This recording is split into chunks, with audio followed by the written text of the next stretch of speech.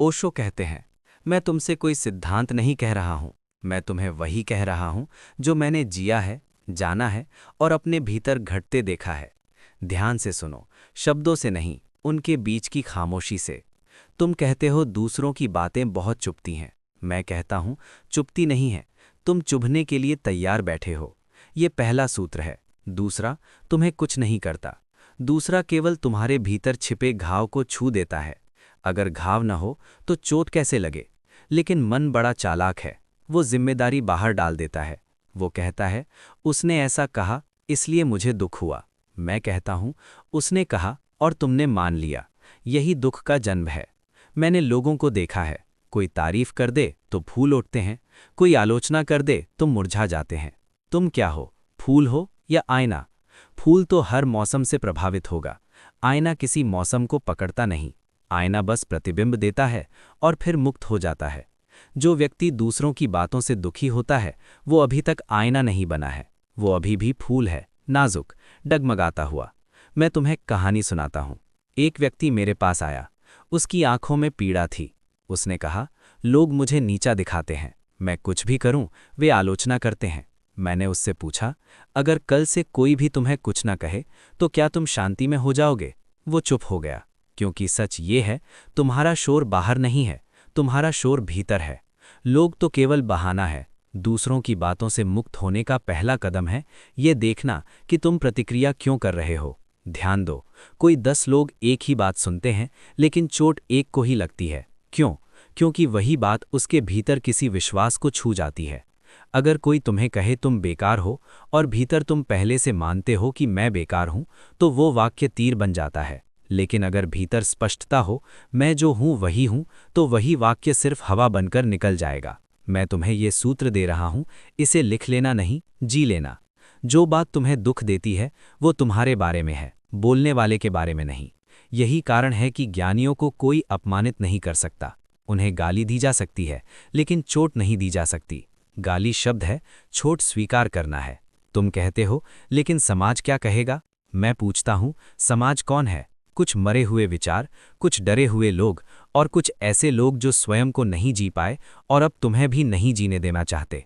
क्या तुम उनकी जेल में रहना चाहते हो? मैं तुम्हें एक और गहरी बात कहता हूं।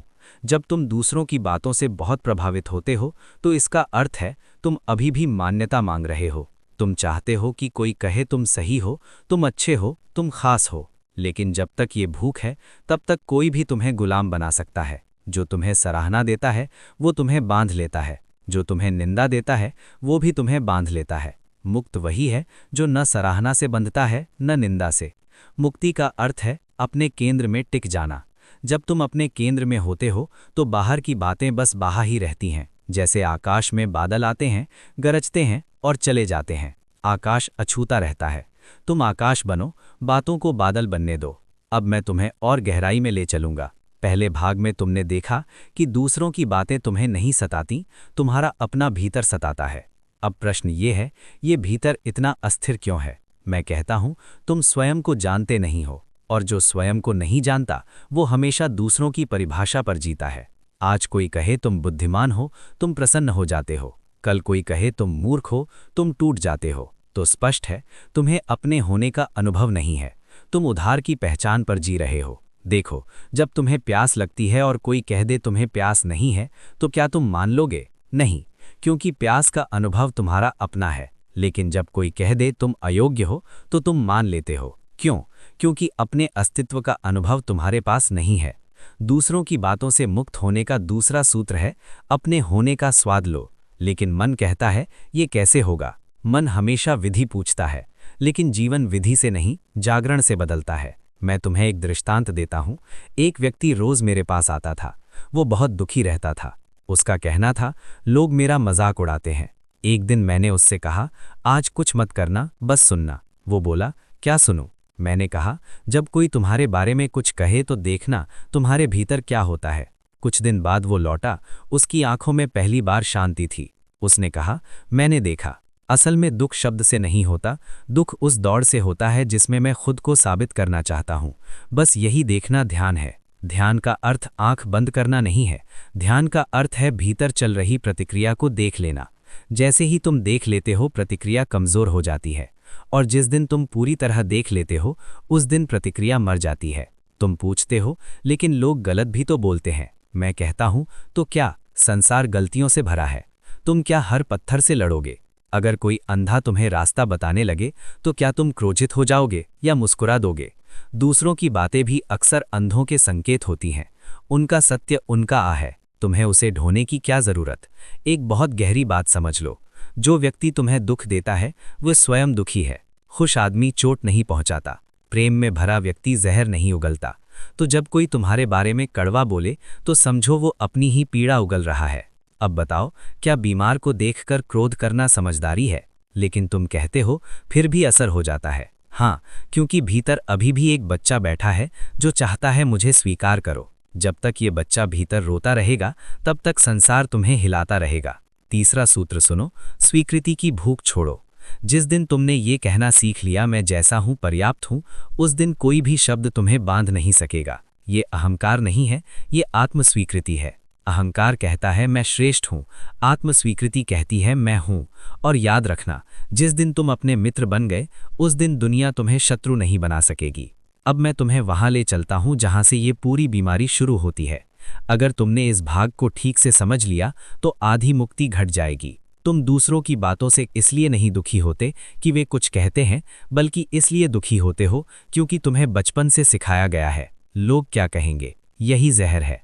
ये वाक्य तुम्हारे भीतर धीरे धीरे तुम्हारे स्वभाव का हिस्सा बना दिया गया। बचपन में तुम्हें कहा गया अच्छे बच्चे ऐसे नहीं करते, लोग हंसेंगे, समाज क्या सोचेगा। तुम्हें डराया गया, कभी सिखाया नहीं गया, और बच्चा सीख गया अगर मुझे प्रेम चाहिए तो मुझे दूसरों के अनुसार होना पड़ेगा। यही आत्मा टूटती है। मैं तुम्हें स्पष्ट कहता हूं, तुम्हें संस्कार नहीं दिए गए, तुम्हें पिंजरे दिए गए, और अब तुम उन्हीं पिंजरों में बैठकर स्वतंत्रता की बात कर रहे हो। देखो, जब कोई तुम्हें कुछ कहता है तो वो आवाज़ सिर्फ बाहर से नहीं आती, वो भीतर बैठे माँ बाप शिक्षक समाज उन सब की आवाज़ बन जाती है, इसलिए असर होता है। अगर कोई अजनबी गाली दे तो उतना नहीं चुभता जितना अपने का एक वाक्य है। क्यों? क्योंकि भीतर पहले से एक न्यायाधीश बैठा है। दूसरों की बातों से मुक्त होने का चौथा सूत्र है, अपने भीतर के न्यायाधीश को पहचानो। जब तक वो भीतर बैठा है तब तक बाहर की अदालतें चलती रहेंगी। मैंने लोगों से कहा है, जब कोई तुम्हें कुछ कहे तो आंख बंद करके पूछना, ये आवाज़ सच में बाहर से आई है या ये वही पुरानी आवाज़ है जो भीतर बैठी है। जैसे ही तुम ये देख लेते हो, वाक्य का जहर गिर जाता है। एक कहानी सुनो। एक साधु जंगल में ध्यान करता था। लोग उसे पागल कहते थे, कभी पत्थर भी फेंक देते थे। एक दिन किसी ने पूछा, तुम्हें बुरा नहीं लगता? साधु हंसा। उसने कहा, पहले लगता था, फिर मैंने देखा उनकी बातों से नहीं, मेरे भीतर की मान्यता से दुख होता था। जब मान्यता गिर गई तो शब्द खाली हो गए। तुम्हें यह समझना होगा, शब्दों में शक्ति नहीं होती, शक्ति तुम्हारी सहमति में होती है। कोई तुम्हें छोटा नहीं बना सकता जब तक तुम स्वयं छोटा होने को राजी ना हो। लेकिन मन चालाक है, वो कहता है अगर मैं लोगों की परवाह नहीं करूंगा तो मैं असंवेदनशील हो जाऊंगा। ये भ्रम है। परवाह छोड़ना असंवेदनशील होना नहीं है, परवाह छोड़ना आत्मा की रक्षा करना है। संवेदनशील व्यक्ति हर शब्द नहीं पकड़ता, वो केवल सार पकड़ता है। अगर कोई प्रेम से समझा रहा है तो वो सुनता है, अगर कोई विष उगल रहा है तो वो मुस्कुराकर उसे उसी के पास छोड़ देता है। एक और गहरी बात समझ लो, तुम्हें जो चोट पहुंचती है वो हमेशा उसी बात से पहुंचती है जिसे तुम भीतर कहीं ना कहीं पहले से सच मानते हो। इसलिए ध्यान करो और देखो कौन सी बातें तुम्हें सबसे ज्यादा चुभती हैं। वहीं तुम्हारी गुलामी छुपी है। अब मैं तुम्हें उस जड़ तक ले आता हूं जिसे तुमने कभी जड़ समझा ही नहीं, तुलना। जब तक तुलना जीवित है तब तक दूसरों की बातें तुम्हें हिलाती रहेंगी, और जिस दिन तुलना मर जाती है उस दिन दूसरों की आवाज़ अपने आप मौन हो जाती है। देखो, तुम दुखी इसलिए नहीं होते कि कोई तुम्हें कुछ कह देता है, तुम दुखी इसलिए होते हो क्योंकि वो बात किसी और के साथ तुम्हारी तुलना कर देती है। कोई कहता है वो तुमसे ज्यादा सफल है और भीतर कुछ टूट जाता है। क्यों? क्योंकि तुम्हें सिखाया गया है जीवन दौड़ है, और दौड़ में दूसरा हमेशा शत्रु होता है। मैं तुमसे कहता हूं जीवन यात्रा है, प्रतियोगिता नहीं। लेकिन समाज को प्रतियोगिता चाहिए, क्योंकि भीड़ को नियंत्रित करना तुलना से आसान हो जाता है। बचपन से तुम्हें बताया गया वो देखो कितना अच्छा है, उससे सीखो, तुम उससे कम हो। धीरे धीरे तुमने अपने भीतर एक पैमाना बना लिया। अब हर शब्द उसी पैमाने से तोला जाता है। इसलिए दूसरों की बात तुम्हें चुभती है, दूसरों की बातों से मुक्त होने का 5वां सूत्र है तुलना छोड़ो। लेकिन मन कहता है तुलना छोड़ दूं तो आगे कैसे बढ़ूंगा। ये मन का झूठ है। तुलना से कभी विकास नहीं होता। तुलना से केवल ईर्ष्या, भय और हीनता पैदा होती है। मैंने देखा है, जो तुलना करता है वो कभी संतुष्ट नहीं होता। कोई आगे निकल जाता है, कोई पीछे रह जाता है, और तुम हमेशा बीच में लटके रहते हो। एक कहानी सुनो। एक गुलाब ने एक दिन कांटे से पूछा, तुम इतने चुभते क्यों हो। कांटा बोला, क्योंकि मैं गुलाब बनना चाहता था। यही दुख है, तुम वही बनना चाहते हो जो तुम हो ही नहीं। जब कोई तुम्हें कुछ कहता है तो ध्यान से देखना, क्या वो बात तुम्हें अपने होने से दूर कर रही है। अगर हाँ, तो समझो वो बात जहर है। मैं तुमसे एक गहरी बात कहता हूं, तुम जैसा कोई दूसरा नहीं है, और यही तुम्हारी सुंदरता है। जिस दिन ये अनुभव उतर गया, उस दिन कोई तुलना तुम्हें छू नहीं सकेगी। तुम कहते हो, लेकिन समाज तो तुलना करता ही रहेगा। हाँ, करेगा, क्योंकि समाज। लेकिन मन कहता है ये कैसे होगा। मन हमेशा भूमिका चाहता है, या राजा बनो या भिखारी। मन को सादा होना पसंद नहीं। मैं तुमसे कहता हूं, तुम जो हो वही पर्याप्त है। न उसमें जोड़ने की जरूरत है, न घटाने की। लेकिन ये वाक्य तब तक खाली रहेगा जब तक तुम इसे अनुभव नहीं कर लेते। एक कहानी सुनो। एक व्यक्ति मेरे पास आया। उसने कहा, मुझे लोग सम्मान नहीं देते।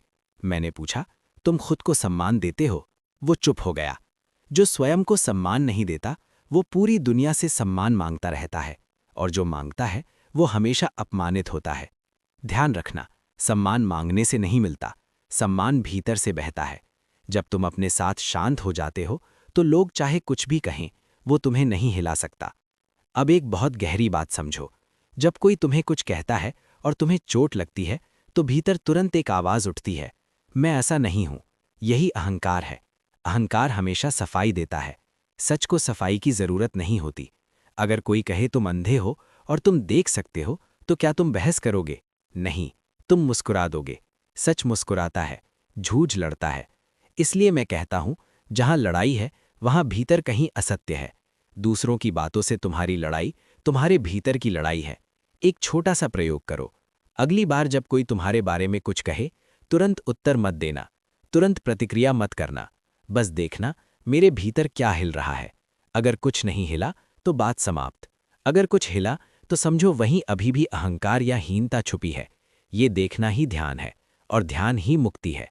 अब मैं तुम्हें उस औषधि से परिचित कराता हूं जिसे तुमने हमेशा कम आंका है, मौन। तुम सोचते हो मौन का दूसरों की बातों से क्या संबंध। मैं कहता हूं, मौन ही वो द्वार है जहां दूसरों की बातें आकर गिर जाती हैं। आए देखो, शब्द शब्द से टकराता है, विचार से उलझता है, लेकिन मौन से कुछ भी नहीं टकराता। मौन आकाश है, शब्द बादल हैं, और आकाश कभी बादलों से घायल नहीं होता। तुम्हारी समस्या ये नहीं है कि लोग क्या कहते हैं, तुम्हारी समस्या ये है कि तुम तुरंत उत्तर देने लगते हो। उत्तर देने की ये जल्दी तुम्हारी असुरक्षा का प्रमाण है। जो सुरक्षित है वो उत्तर नहीं देता, वो उपस्थित रहता है। दूसरों की बातों से मुक्त होने का 7वां सूत्र है, तुरंत प्रतिक्रिया मत करो, मौन में ठहरो। ये कोई नैतिक शिक्षा नहीं है, ये एक वैज्ञानिक सत्य है। जब कोई तुम्हें कुछ कहता है तो भीतर ऊर्जा उठती है। अगर तुम उसी क्षण बोल देते हो तो वो ऊर्जा शब्द बन जाती है और फिर पछतावा बन जाती है। लेकिन अगर तुम मौन में ठहर गए तो वही ऊर्जा समझ बन जाती है। मैंने अपने जीवन में देखा है, जितना अधिक मैंने मौन को जिया, उतना ही संसार का शोर मुझसे दूर होता चला गया। लोग वही थे, शब्द वही थे, लेकिन असर समाप्त हो गया। तुम पूछते हो, अगर मैं मौन रहा तो लोग मुझे कमजोर समझेंगे। ये तुम्हारा भय है, सत्य नहीं। सच ये है, कमजोर वही है जो हर बात का उत्तर देता है। शक्तिशाली वो है जो मौन में भी स्वयं के साथ खड़ा रह सके। एक दृश्य कल्पना करो। कोई तुम्हारे सामने बहुत तेज बोल रहा है, आरोप, आलोचना, कटुता सब बरसा रहा है, और तुम बस शांत होकर सुन रहे हो, बिना सहमति, बिना विरोध, केवल साक्ष्य। देखो, कुछ ही क्षणों में उसकी आवाज ढीली पड़ने लगेगी। क्यों? क्योंकि उससे टकराव नहीं मिला। झगड़ा दो लोगों से बनता है।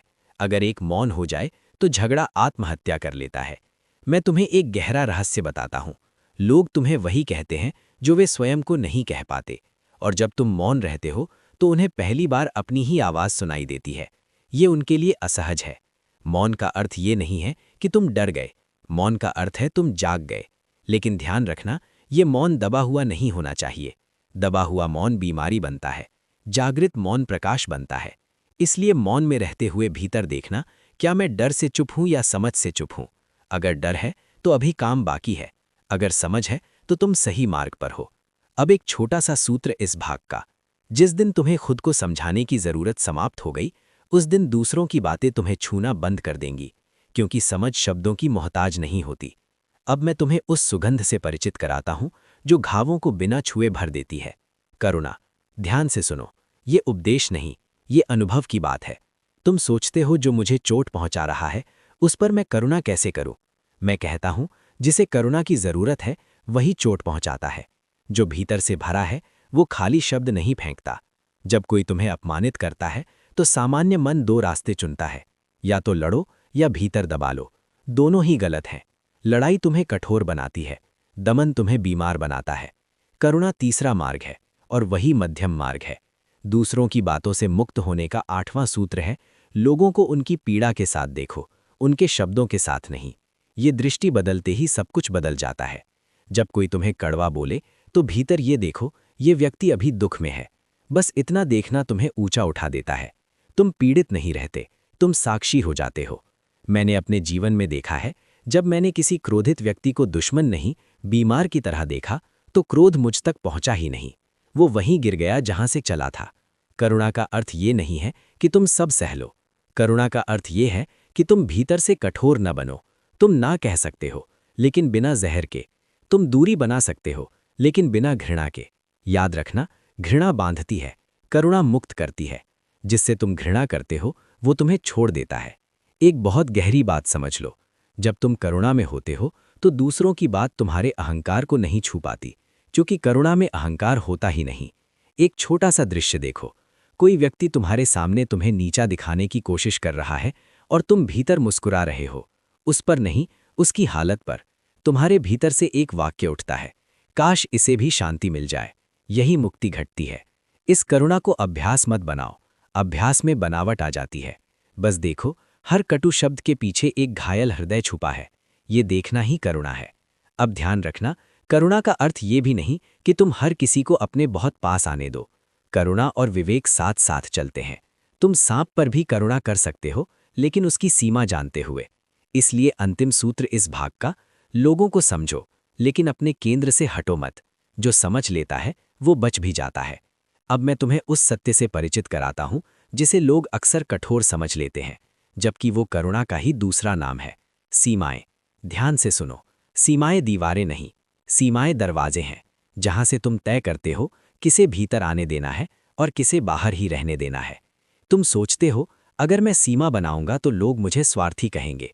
मैं कहता हूं, जो सीमा नहीं बनाता वो या तो शिकार बनता है या शोषक। मध्य में कोई जगह नहीं। देखो, दूसरों की बातें तभी तुम्हें चोट पहुंचाती हैं जब तुमने उन्हें अंदर आने की अनुमति दे दी होती है। कोई भी तुम्हारे घर में जबरदस्ती नहीं घुस सकता।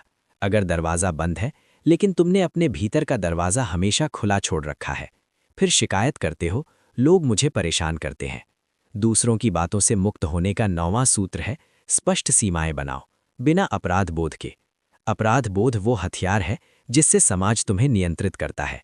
बचपन से तुम्हें सिखाया गया, ना मत कहना, बड़ों की बात मानो, लोग बुरा मान जाएंगे। और तुमने धीरे धीरे अपने हाँ और ना दूसरों के हाथ में दे दिए। अब तुम्हारा हाँ मजबूरी है और ना डर। मैं कहता हूं, जिस व्यक्ति का ना स्पष्ट नहीं, उसका हाँ भी झूठा होता है, और झूठा हाँ आत्मा को धीरे धीरे मार देता है। सीमा का अर्थ है, जहां तुम शांत नहीं हो वहां तुम रुकते नहीं। जहां तुम्हारा सम्मान नहीं, वहां तुम स्वयं को नहीं रखते। ये क्रूरता नहीं है, ये आत्मसंरक्षण है।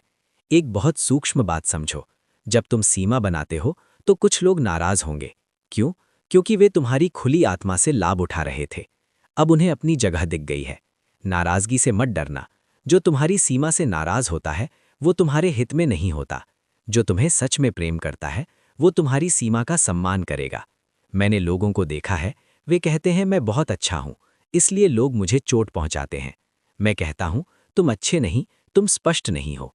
अच्छाई स्पष्ट होती है, अस्पष्टता शोषण को बुलाती है।